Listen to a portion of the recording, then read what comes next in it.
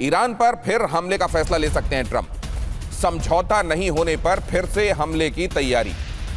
Trump ने की top सुरक्षा अधिकारियों के साथ बैठक में समझौता नहीं होने पर विकल्पों पर चर्चा। ट्रंप के फैसले पर वॉल स्ट्रीट जर्नल की यह रिपोर्ट आई है। ट्रंप इस बारे में क्या सोच रहे हैं वो वॉल स्ट्रीट जर्नल बता रहा है। यहां कहा जा रहा है कि ईरान पर फिर से हमला हो सकता है, ट्रंप इस बारे में फैसला ले सकते हैं। समझौते की जो कोशिश की जा रही है, अगर वो सिरे नहीं चढ़ती है कोशिश, तो ये निश्चित रूप से हमला होगा। और ट्रंप ने टॉप सिक्योरिटी ऑफिसर्स के साथ बैठक की है, अभी की सिचुएशन को रिव्यू किया है, और अगर बातचीत कामयाब नहीं होती है तो क्या क्या किया जा सकता है इसको लेकर उन्होंने समीक्षा की है। और बैठक में इन तमाम विकल्पों को लेकर वृहद बातचीत हुई है। ट्रंप के फैसले पर वॉल स्ट्रीट जर्नल की तरफ से रिपोर्ट आई। और अगली खबर क्या बता रही है, ईरान पर फिर से जब हमला हो सकता है अमेरिका की तरफ से, तो जंग में यूनाइटेड स्टेट्स के फिर से आ जाने की संभावनाओं के संदर्भ में यह भी एक बड़ा इशारा है। अमेरिकी अधिकारी ने CNN को यह बताया है कि वार्ता अगर फंसी तो जंग दोबारा हो सकती है। मतलब वॉल स्ट्रीट जर्नल भी ये बता रहा है कि ट्रंप ने इस तरह की कोई रिव्यू मीटिंग की है, आगे की योजनाओं के संदर्भ में भी उन्होंने मीटिंग की है, और वार्ता कामयाब नहीं होती तो हमला होगा। इधर CNN भी कह रहा है कि वार्ता कामयाब नहीं होती तो हमला होगा। ये टॉप ऑफिसर के हवाले से खबर आई है। CNN के हवाले से एक और बड़ी खबर आई है। ट्रंप ने अपने एक और प्रमुख सलाहकार से कहा है कि ईरानी मंत्रियों को सिर्फ बॉम्ब का ज्ञान है। ईरानी मंत्री सिर्फ बॉम्ब के बारे में जानते हैं, उनकी किसी और मुद्दे पर समझ नहीं है। उनके दिमाग में सिर्फ बॉम्ब है, और बॉम्ब के संदर्भ में ही वो सोचना और बॉम्ब के संदर्भ में ही योजनाएं बनाना जानते हैं, वो किसी और बारे में जानते ही नहीं है। मतलब उनका कहने का ये है कि असल में वार्ता को लेकर ईरान की तरफ से ऐसा कुछ भी नहीं हो रहा है जो सकारात्मक कहा जाए, वो केवल लड़ाई और बॉम्ब के, मतलब अगर ये होता भी है तो एक तरीके से इसके होने का ओनस ट्रंप ईरान पर डाल देना चाहते हैं कि अगर फिर से लड़ाई शुरू होती है तो वो असल में ईरान की वजह से हो रही है, अमेरिका की वजह से नहीं। इसीलिए इसी पृष्ठभूमि को बनाने के लिए उन्होंने ये बात कही है। और अमेरिका को सता रहा है कोल्ड वॉर का खतरा भी। कोल्ड वॉर किस संदर्भ में? कोल्ड वॉर में बदलने के मुहाने पर है ईरान जंग। मतलब जब कोई एक वॉर काइनेटिक नहीं होती, मतलब उसमें गोलियां नहीं चलती, बंदूक नहीं चलती, बॉम्ब नहीं मारे जाते, मिसाइलें नहीं चलती, लेकिन वो एक संघर्ष में लगातार बदला रहता है बगैर गोला बारूद के, जहां पर तनाव बरकरार रहता है। आप जानते हैं उस स्थिति को कोल्ड वॉर कहा जाता है। और ईरान के संदर्भ में अब अमेरिका को यह लग रहा है कि ये निश्चित रूप से अब एक कोल्ड वॉर में बदल सकता है। स्ट्रेट ऑफ हॉर्मुज में जो कुछ चल रहा है, हॉर्मुज बंद करके दुनिया को फंसा देगा ईरान, अमेरिका को यह लग रहा है। अमेरिकी अधिकारियों को सता रही है चिंता कि ये लंबे संघर्ष में फंसा देने वाला ना हो जाए अमेरिका के लिए, जहां से अमेरिका निकल भी ना पाए, वहां उसको सतत डिप्लॉयमेंट अपनी बनाई भी रखने पड़े। ये बात और है कि वो उस दौरान गोलियां ना चलाए। ये संघर्ष काइनेटिक बेशक ना हो, लेकिन यहां पर उसको डिप्लॉयमेंट बनाए रखना पड़ेगा। और ये स्ट्रेट ऑफ हॉर्मुज का जो पूरा मामला है, ये लगातार तनाव वाली एक स्थिति अमेरिका के लिए बन जाएगी। ईरान शायद ऐसा चाह रहा है, अमेरिका का इस तरह का इंटरप्रिटेशन है। हमारे साथ जुड़ने वाले खास मेहमान आज की सिचुएशन को कैसे देख रहे हैं? आप ये सोचिए, यूनाइटेड नेशन को चिंता जाहिर करनी पड़ रही है। यूनाइटेड नेशन की तरफ से ये कहा जा रहा है कि घनघोर खाद्य असुरक्षा आने वाले दिनों में पूरी दुनिया को घेर सकती है। भूख से मौतें हो सकती हैं। एनर्जी के कम होने की वजह से विकास के जो काम है वो ठप होंगे अगर, तो इकोनॉमी ऐसी चरमराएगी जो वैसे भी कोविड के बाद संघर्ष ही कर रही थी खुद को पटरी पर लाने के लिए, कि पूरी दुनिया त्राहिमाम करने लगेगी। और इसीलिए यूनाइटेड नेशन की तरफ से यह कहा गया है कि फौरन ही हॉर्मुज को खोलने पर विचार किया जाए। लेकिन ना तो ईरान टस से मस हो रहा है और ना अमेरिका नेवल ब्लॉकेट खोलने के लिए तैयार है। ऐसे में अगर मान लीजिए आने वाले दिनों में फौरन युद्ध ना भी हुआ तो पूरी दुनिया को कितनी ग्रेव सिचुएशन में यह ब्लॉकेड डालने वाला है, इस पर चर्चा करेंगे। एयर कॉमोडोर कार्तिकेय काले हमारे साथ आज की इस चर्चा में शामिल हो रहे हैं। Ashish Singh, senior defence journalist, group captain Vinod Augustine, modern warfare खास तौर से आपको बताने में जो एक्सपर्ट हैं, अशोक सज्जनहार, भारत के राजदूत, कई देशों में रह चुके हैं, राजनय को समझते हैं और आपको डिप्लोमेसी कितनी कामयाब हो रही है या नहीं हो रही है आपको बताएंगे। लेकिन पहले ये खबर देखिए, ईरान के साथ हमेशा खड़ा रहेगा रूस, ये बात कही गई है। ईरानी हितों की रक्षा में रूस मदद करता रहेगा, पुतिन की तरफ से बात कही गई है। ईरान के साथ रणनीतिक संबंधों के लिए प्रतिबद्ध हैं हम, पुतिन ने यह बात कही। ईरान के सुप्रीम लीडर मुस्तफा खामेनेई को पुतिन का समर्थन, और इस दौरान सॉलिडेरिटी में दिया गया यह स्टेटमेंट कि हमेशा खड़े रहे हैं, आगे भी खड़े रहेंगे। ये बात क्या बताती है? पुतिन का ये कहना आज के संदर्भ में कितना महत्वपूर्ण है, और क्या पूरा फोकस आने वाले दिनों में रूस की तरफ भी शिफ्ट हो सकता है? ये एक बड़ा सवाल है, सुनिए जरा। जी बहुत धन्यवाद दिनेश, मुझे आमंत्रित करने के लिए। बिल्कुल ठीक कहा आपने, क्योंकि अभी तक तो हम देख रहे थे जो पाकिस्तान ही इसमें लगा हुआ था अपनी, क्या कहा जाए, या तो एज एन इंटरलोक्यूटर या मॉडरेटर या मीडिएटर के तरीके से कुछ काम करने का प्रयास कर रहा था, परंतु हम ये भी देखते हैं जो उसको कुछ सफलता खास नहीं मिल रही है। हालांकि वो बड़ी शटल डिप्लोमेसी कर रहा है। ईरान के जो पाकिस्तान के जो आर्मी चीफ है आसिम मुनीर, वो वहाँ पर गए, 3 दिन तक रहे वगैरह वगैरह, परंतु वहाँ से बहुत ऐसी खबरें भी आई जो ईरान को विश्वास नहीं है, विश्वसनीयता की, ट्रस्ट लेवल डेफिसिट बहुत है पाकिस्तान के साथ, क्योंकि वो नहीं सोच रहे जो वो एकदम अनबायस्ड तरीके से उनके बीच में बातचीत कर रहा है।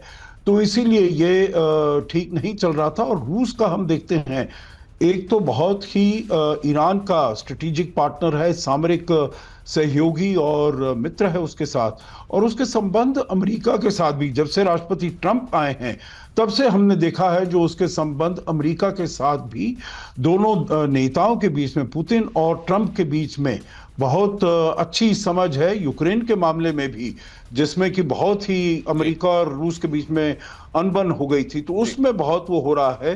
तो रूस एक मध्यस्थ बनकर किसी प्रकार का वो कुछ बात कर सकते हैं, राष्ट्रपति ट्रंप से बात कर सकते हैं। ऐसी सिचुएशन का भी आपको अंदेशा होता है क्या, जहां रशिया या फॉर दैट मैटर चाइना क्या खुलकर भी सामने आ सकते हैं, या अभी कम से कम अभी किसी भी सूरत में रशिया और चाइना ऐसा नहीं करेंगे, क्योंकि दोनों के अपने अपने चैलेंजेस हैं? इसको आप कैसे देख रहे हैं? मैं आपके पास लौटूंगा तो समझूंगा। रूस से अमेरिका और इजराइल को ये जो चेतावनी आई है, ईरान की संप्रभुता और अखंडता का समर्थन किया गया है। रूस के रक्षा मंत्री आंद्रेई वेलोसोव से मिले ईरान के उप रक्षा मंत्री। जंग नहीं, कूटनीतिक समाधान चाहता है रूस, वेलोसोव ने कहा। ये एक तरफ से अमेरिका ये बताने की कोशिश कर रहा है कि मौजूदा जो दुश्वारियां हैं, अगर दुनिया कहती है कि उसके ऊपर ये दुश्वारी, ये जंग जो है उसकी दुश्वारी दुनिया भी झेल रही है, तो अमेरिका ये मैसेज देना चाहता है ईरान इसके लिए जिम्मेदार है। और इधर से मैसेजिंग ये है कि कूटनीति से ही इसको सुलझाने की कोशिश ईरान करना चाहता है, लेकिन इस सब के लिए जिम्मेदार अमेरिका है। ये दोनों तरफ से की जा रही मैसेजिंग और दुनिया भर में बनने वाला परसेप्शन वो कैसा है? कार्तिकेय काले सर, आप कैसे देखते हैं इसको? देखिए, अभी जो ईरान की जो फॉरेन मिनिस्टर की विजिट हुई थी रशिया, वो बेसिकली मेरे विचार से 2 बेसिक कारणों से थी। एक, डिप्लोमेटिक कंसल्टेशंस तो डेफिनेटली थे, और डिप्लोमेटिकली वो चाहते हैं कि जो रूस के अम्ब्रेला है वो किसी तरह से उनके पास आ जाए, और साथ में ये स्ट्रेटेजिक कंसल्टेशंस के लिए भी थी। और ये स्ट्रेटेजिक कंसल्टेशंस, ये डेफिनेटली इसमें मिलिट्री एस्पेक्ट भी था, वेपन्स भी की बात भी हो सकती हुई होगी। एंड मुझे जहाँ तक लगता है कि न्यूक्लियर असिस्टेंस, यानी न्यूक्लियर डील में जो यूनाइटेड स्टेट्स के साथ बातचीत चल रही है और जहां रोड़ा अटका हुआ है, उसमें रूस किस तरह से भाग ले सकता है, ये एक्चुअली भी मुझे लगता है ये एक स्ट्रेटेजिक कंसल्टेशन का पार्ट रहा होगा। नाउ जहां तक एक्टिव कंसल्टेशन है और एक्टिव सपोर्ट है रशिया का, वो थोड़ा इस समय मुश्किल लगता है because of Russian internal issues. देखिए, सबको पता है कि रशिया को गेन इस समय इसीलिए हो रहा है क्योंकि स्ट्रेट्स ऑफ हॉर्मुज बंद हैं, और रशिया को जो फाइनेंशियल गेन उसके कारण ऑयल का जो सेल उनकी बढ़ रखी है, उससे बहुत फर्क पड़ रहा है। सिमिलरली उनकी मिलिट्री पोजीशन, सर, ये गेन तो अमेरिका को भी हो रहा है। हाँ, गेन अमेरिका ने इस समय जितना तेल बेचा है उतना कौन बेच रहा है? और वो उस हिसाब से अगर आप देखें तो अगर रशिया को फायदा हो रहा है तो अमेरिका को भी नुकसान नहीं हो रहा है, वो भी जमकर तेल बेच रहा है। तो ऐसे में अगर आप ये कह रहे हैं कि ये भी देखना पड़ेगा कि नफा किसको हो रहा है, मौजूदा स्थितियों में चीजों के फंसे होने का फायदा किसको हो रहा है, अगर उसको भी ध्यान में रखना है तो रशिया को हो रहा है तो अमेरिका को भी हो रहा है। आपकी बात पूरी करते हैं सर, लेकिन ये पावर शिफ्टिंग जो है रशिया और चाइना, क्या आने वाले दिनों में अगर ये मैटर इसी तरीके से उलझा रहता है तो रशिया और चाइना के स्टेक्स भी मौजूदा स्थितियों में बढ़ते जाएंगे क्या? और वो भी चीजों में क्या हो सकता है, नहीं हो सकता, कंट्रोल करने की स्थिति में और ज्यादा आते जाएंगे क्या? पावर शिफ्टिंग होती जाएगी क्या? इसकी बड़ी वजह क्या है, क्यों ऐसा लग रहा है? जरा देखिए, खाड़ी देशों का तेल रुकने से दुनिया की नजर रूस पर है। भारत और चीन जैसे देश तेल के लिए रूस को बड़ा विकल्प मानते हैं। एशिया, अफ्रीका और लैटिन अमेरिकी देश पश्चिमी नियमों से दूरी बना रहे हैं। यूरोपीय देश ट्रंप के साथ खड़े होने के लिए राजी नहीं हैं, और यूनाइटेड स्टेट्स फंडेड यूक्रेन युद्ध में रूस के टिकने से उसकी ताकत का लोहा माना जा रहा है। और यह माना जा रहा है कि अमेरिका को अगर कोई नकेल डाल सकता है तो चीन बेशक ये दावा करता हो, लेकिन इफेक्टिवली जो वो कर सकता है वो रशिया कर सकता है। इसलिए इस मामले में क्या वाकई ये फोकस शिफ्टिंग ज्यादा रशिया की तरफ होती जा रही है? विनोद ऑगस्टीन सर, आपका टेक क्या है? दिनेश जी, धन्यवाद बुलाने के लिए। देखिए, हमें दो चीजें समझनी होंगी। पहली बात, जो हॉर्मुज ब्लॉकेड है या फिर ये जो यूएसए का इन्वॉल्वमेंट इस रीजन में, यूएसए को जो ब्लीड कर रहा है, वो दो लोगों को फायदा पहुंचा रहा है। सब चाइना को फायदा पहुंचा रहा है और रशिया को। रशिया की बात तो काले साहब ने कर दी। चाइना को भी कम फायदा नहीं हो रहा, चाइना को भी फायदा हो रहा है। लेकिन हमें जो बिग पिक्चर जिसको कहते हैं, अगर हम बिग पिक्चर देखते हैं दिनेश जी, सर दुनिया तो ये सोच रही है कि चाइना को नुकसान हो रहा है कि उसका तेल फंसा हुआ है। अब ज्यादातर तेल तो ईरान से आता था। किस तरीके के फायदे हो रहे हैं चाइना को, जरा ये भी क्विकली बता दीजिए। देखिए, जितना वर्चस्व यूएस का कम होता है उतना ये बाकी दोनों की वर्चस्व बढ़ती जाती है, और जितना आर्थिक बोझ यूएस पे पड़ रहा है, यूएस का दो बड़े बड़े फ्लीट दिनेश जी यहाँ पे हैं, उनके जो पर डे आप कॉस्टिंग देखते हैं, वो जो यहाँ पे एंगेज होने जब तक एंगेज हैं, वो इनके फायदे को आउटवे कर जाता है, इसमें कोई दो राय नहीं है। पहली बात। और दूसरी बात क्या है कि जब तक यूएस यहाँ एंगेज रहेगा तब तक यूएस का फोकस जो है चाइना और बाकी देशों में कम है। कब तक ट्रम्प की इंटरेस्ट इनके ऊपर रहेगी, राइट, वो सिर्फ ट्रम्प भी नहीं जानते हैं। ओके। सबसे महत्वपूर्ण बात दिनेश जी ये है, 20% की बात हम करते हैं जब दुनिया की तेल यहाँ से निकलती है, लेकिन हमें कंट्री स्पेसिफिक नंबर्स देखनी चाहिए। अगर आप देखते हैं साउथ ईस्ट एशिया में, मलेशिया हो या फिर इंडोनेशिया हो, वियतनाम हो, इन लोगों की जो निर्भरता जो है हॉर्मुज स्टेट पर 70 से 80% है। तो इंडिविजुअल कंट्री के हिसाब से जब आप देखते हैं तो उनके ऊपर जो आर्थिक बोझ है या उनके एयरलाइन जो बंद होने की कगार में है, हॉर्मुज की वजह से है। तो ये बहुत जरूरी है कि ये हॉर्मुज खुल जाए, और बाकी जो अपना जो पैर जमाने का या अपना वर्चस्व जमाने का देश के लिए ये इतना जरूरी नहीं है। उनको तो अच्छा ही है कि तो ऐसे में आप जियो पॉलिटिक्स के ऑब्जर्वर होने के नाते आप किसको ज्यादा जिम्मेदार मानते हैं? क्या वो देश जो कह रहा है कि यूरेनियम जैसे जो क्रिटिकल मुद्दे हैं उन पर बाद में बात कर लेंगे, अभी तुरंत में दुनिया को जो चाहिए वो करते हैं, हॉर्मुज खोलते हैं, बाद में धीरे धीरे बात कर लेंगे? अमेरिका को यह लग रहा है कि अगर एक बार हॉर्मुज खुल गया तो अभी हमने जो प्रेशर बनाया हुआ है फिर यूरेनियम को लेकर कोई बातचीत नहीं हो पाएगी। इसमें असल में दुनिया में दुश्वारी के लिए मौजूदा अभी तुरंत तात्कालिक कौन विलेन है, ये भी आपसे समझूंगा। संकट के बीच यूएई का बड़ा ऐलान सामने आया है। ओपेक और ओपेक प्लस से निकलेगा यूएई, और 1 मई तक ओपेक से बाहर निकलने का ऐलान हो रहा है। पेट्रोलियम निर्यातक देशों का संगठन है ओपेक। इसके मायने क्या है? यूएई ये फैसला क्यों कर रहा है आशीष? ये साफ दिखा रहा है कि जो यूएई की प्रोडक्शन कैपेसिटी बढ़ रही है, और अभी कुछ मिनटों पहले ये अनाउंसमेंट किया गया है वियना में ओपेक और ओपेक प्लस जो कंट्रीज हैं वो कल ही मिलने वाले थे। उसके ठीक पहले यूएई का ये अनाउंसमेंट क्लियरली दिखा रहा है कि ये जो इंटरनल डायनामिक्स है ओपेक और ओपेक प्लस की, अब यूएई उससे अपने आप को अलग करके अपने बिजनेस, अपने इंटरेस्ट, अपने नेशनल इंटरेस्ट को वो देखते हुए आगे बढ़ रहा है। उसे पता है कि स्टेट ऑफ हॉर्मुज वाली चीज़ें अब इतनी ज़्यादा नियर फ्यूचर के लिए अनस्टेबल हो गई है, यूएस पर वो पूरी तरह से रिलाय नहीं कर सकता। ओपेक और ओपेक प्लस वाली जो स्टेबिलिटी थी, जो यूनिटी थी, वो पूरी तरह से चरमराती हुई नजर आ रही है। ऐसे में यूएई खुद अब अपने इंडिपेंडेंट रास्ते पे जा रहा है। उससे उसको यूएई को फ्लेक्सिबिलिटी मिल जाएगी कि ओपेक और ओपेक प्लस के अलावा जो कंडीशंस होते हैं, जो रिस्ट्रिक्शंस होते हैं, जो ग्रुपिंग के चीज़ें हैं, वो अब इंडिपेंडेंटली कर लेगा। और ये एक बहुत बड़ा झटका यूएस के लिए भी है, और पूरे के पूरे जो मिडिल ईस्ट के कंट्रीज हैं जो ओपेक और ओपेक प्लस के हिस्सा हैं, उन सबके लिए भी एक बहुत बड़ा झटका है। बहुत सारी परिभाषाएं, बहुत सारे डायनेमिक्स, बहुत सारे स्थापित जो अभी तक आप नॉर्म्स समझते रहे, अभी इस पूरे मामले के बाद एक तो ये कब निपटेगा मालूम नहीं, और जब निपटेगा तो बहुत सारी चीजें न्यू नॉर्मल के तौर पर सामने आएंगी। क्या क्या और हो सकता है, हमारे एक्सपर्ट्स क्या देख रहे हैं, उस पर भी चलेंगे। लेकिन शहबाज और मुनीर होंगे फेल और पुतिन बदलेंगे वर्ल्ड गेम, ये एक थ्योरी भी बहुत जमकर इस समय ऐसी थ्योरी है जिस पर लोग भरोसा कर रहे हैं। इसमें क्या देखा जा रहा है, अब जरा देखिए। ट्रंप ईरान ने पाकिस्तान को मध्यस्थता के लिए भरोसेमंद माना, लेकिन क्या यह हो रहा है? भरोसेमंद माना गया, लेकिन क्या वो डिलीवर कर पा रहा है? पाकिस्तान की मध्यस्थता में अब तक कोई हल नहीं निकल पाया है। ईरान अमेरिका के बीच में पेच फंसा हुआ है यूरेनियम संवर्धन को लेकर। पुतिन ने ईरान को रूस में यूरेनियम रखने का ऑफर दिया है। क्या इससे कोई राह आगे निकल सकती है? अमेरिका इस बात से परेशान है कि ऐसा हो गया तो रूस का प्रभाव, उसका वर्चस्व और बढ़ेगा। अब्बास अराक्ची की रूस यात्रा में पुतिन ने सहयोग की प्रतिबद्धता दोहराई है और वो मैंने सुना ही दिया आपको अभी से कुछ देर पहले कि किन शब्दों में और किस तरीके की मजबूती के साथ ये प्रतिबद्धता दोहराई गई है। क्या यूरेनियम को लेकर कोई रास्ता असल में रूस से होकर गुजरता है, या अगर ऐसा होगा तो अमेरिका को इस तरह की कोई सिचुएशन मंजूर नहीं होगी? आपको क्या दिखाई देता है अशोक सज्जनहार सर? जी देखिए, एक ऑल्टरनेटिव तो है, एक ये विकल्प है। और आपने देखा होगा JCPOA जो 2015 में हुआ था, तो उसमें यही बात की गई थी जो इनके पास यूरेनियम है, जो इनके पास एनरिच्ड यूरेनियम है, उसको वहां पर ट्रांसफर कर दिया जाए, रूस के पास चला जाए। और उस समय संबंध अमेरिका और रूस के सामान्य थे, कुछ इतने खराब नहीं हुए थे जितने कि पहले अभी कुछ सालों में हुए हैं। हालांकि जब से राष्ट्रपति ट्रंप आए हैं तो संबंध रूस और अमेरिका के काफी बेहतर हो गए हैं। देखिए अभी अशोक जो सर, एक ज्यादा बड़ी बात महत्वपूर्ण खबर आ रही है, अभी अभी आशीष ने ब्रेक की है सर, मैं आपके पास आ रहा हूं, अपनी बात पूरी कीजिएगा, लेकिन ये दर्शकों को फौरन बता दें, ट्रंप की चिंता बढ़ाने वाली यह खबर है। ईरान समर्थित हैकर्स ने यूनाइटेड स्टेट्स का डेटा किया हैक। ये लीजिए, तो आप जब सोच रहे हैं सीज फायर चल रहा है तो किस किस तरीके के हमले चल रहे हैं वो देख लिए जरा।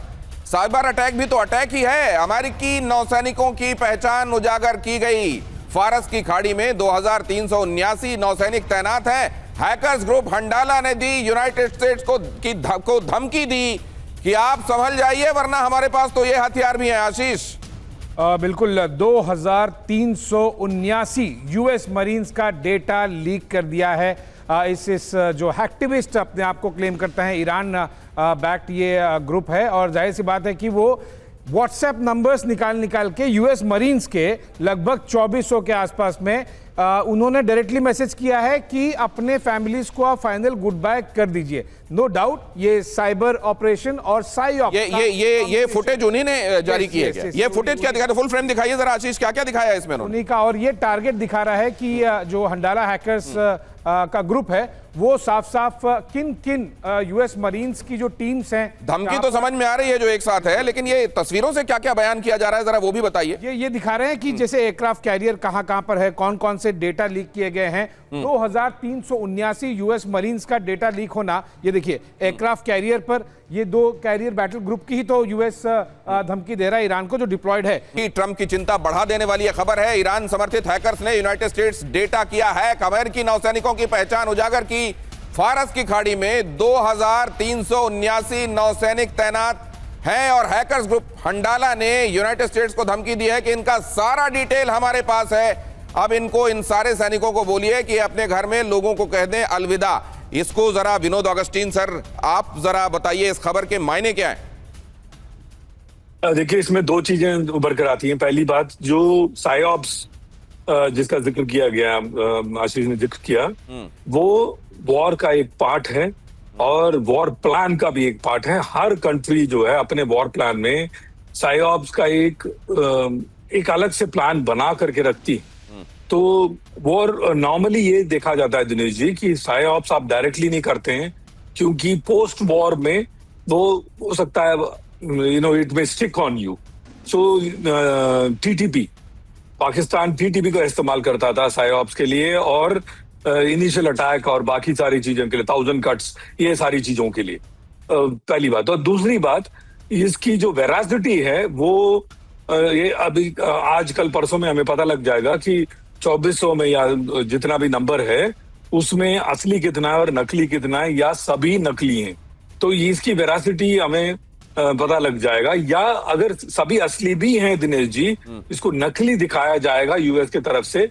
दो राय नहीं है। और किसी को भी नंबर बदलने में आप जानते ही हैं कितना कम। जाहिर है सर, वेरासिटी तो तभी आएगी ना जब अमेरिका कहेगा कि हाँ ये डेटा सच है, तभी वेरासिटी आएगी। और अमेरिका ऐसा करने वाला है नहीं, तो फिर वेरासिटी आएगी कहां से? लेकिन अगली खबर देखिए, अमेरिकी नाकाबंदी से रुका ईरान का तेल निर्यात। अपने ही तेल को जलाने के लिए मजबूर ईरान के तेल ठिकानों में दिखी आग की लपटें। विस्फोट से बचने के लिए टैंकर से अतिरिक्त तेल जलाया गया। ईरान इंटरनेशनल ने जारी किया वीडियो। कार्तिकेय काले सर, ये करना पड़ रहा है ईरान को, इस पर आपकी टिप्पणी चाहूंगा, लेकिन उससे पहले जरा वार्ता में फंसाकर खेल कर रहा है क्या अमेरिका? जरा इसको भी देखिए, ये बहुत महत्वपूर्ण है। इधर ये सब दिखा करके देखिए, हम तो कोशिश कर रहे हैं, हम तो डेलीगेशन भेजने वाले थे, उस वक्त ईरान ने मना कर दिया था कि हम डेलीगेशन नहीं भेजेंगे, हमारी तरफ से पूरी कोशिशें चल रही हैं वगैरह दिखाकर अमेरिका क्या अपना भला कर रहा है। अमेरिका इस वक्त दुनिया में सबसे ज्यादा तेल बेच रहा है, ये इस वक्त का एक सत्य है। और अभी कार्तिकेय काले सर इसको मेंशन भी कर रहे थे कि आपको ये देखना पड़ेगा कि फायदा किसका किसका हो रहा है। अप्रैल महीने में ही अमेरिका का कच्चा तेल निर्यात ऐतिहासिक स्तर पर पहुंच गया। ये क्या बता रहा है? 54.4 लाख बैरल प्रतिदिन कच्चा तेल निर्यात कर रहा है अमेरिका। तो क्या इस स्थिति का फायदा अमेरिका उठा रहा है? पिछले महीने में ही यूनाइटेड स्टेट्स ने 17.2 करोड़ बैरल तेल बाजार में उतारने का ऐलान किया था। तो क्या अमेरिका ये बताकर कि ईरान की वजह से चीजें फंसी हुई हैं अपनी जेब गर्म कर रहा है? इधर होर्मुज में नाकाबंदी करके अमेरिका ने ईरान के तेल को जाने से, आप जाहिर है रोका उन्होंने, उनको अपना तेल जलाना पड़ रहा है। अभी मैंने आपको यह भी खबर दिखाई, ईरान का तेल रुकने से सबसे ज्यादा फायदा। और यहां देखिए, यूरेनियम पर डील फंसाने वाला अमेरिका सिर्फ डॉलर कमाने पर फोकस कर रहा है क्या? इसीलिए यूरेनियम की बात कर रहा है कि ये अगर बात करूंगा, ये इतना बड़ा कंटेंशियस इश्यू है कि इस पर बात बनेगी नहीं, तब तक मैं अपना ये भला कर लेता हूं। क्या कार्तिकेय काले सर ये खेल चल रहा है? बिल्कुल यही खेल चल रहा है दिनेश जी, इसमें कोई शक नहीं है। देखिए, ईरान की टोटल कैपेसिटी जो है ऑलमोस्ट स्टोरेज की, वो अराउंड 90 to 95 मिलियन बैरल्स है।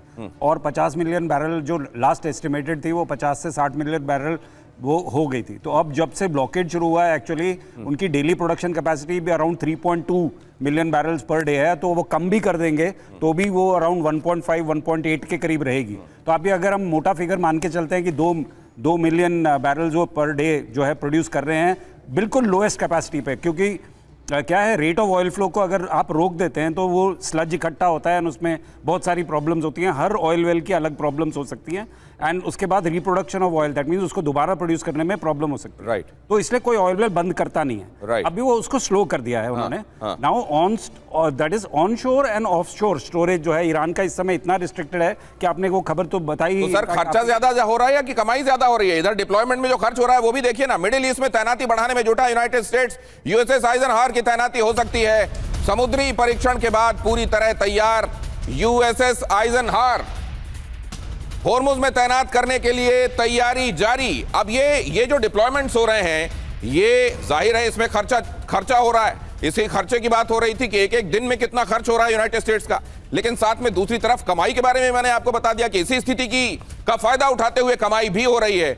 अब जरा ये देख लिया जाए कि यहां कॉस्ट बेनिफिट एनालिसिस कहता क्या है, और यहां ये तैनाती पूरे सिनेरियो में क्या डिफरेंस लेकर आने वाली है। जरा देखिए, ड्वाइट आइजनहावर अपने यहां के स्टॉलवर्ट्स के नाम पर उन्होंने अपने इन खतरनाक जहाज़ों के नाम रखे हुए हैं।